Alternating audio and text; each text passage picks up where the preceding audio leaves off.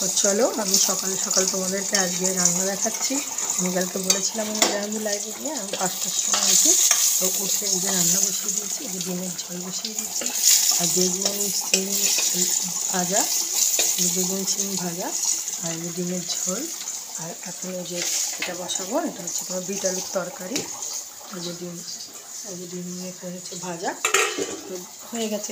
এই যে আর এটা বসালেই আমার হয়ে যাবে। 5টার সময় উঠে রান্না বসিয়েছি, তাহলে বুঝতে পারছো মানুষ ঠেলায় পড়লে গাছে ঠিকই ওঠে।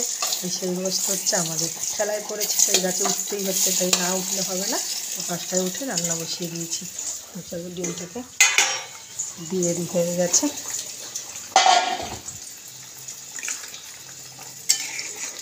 আলুর দমের মতন হয়ে গেছে, বেশ সুন্দর হয়েছে আলুর দমের মতন। দেখো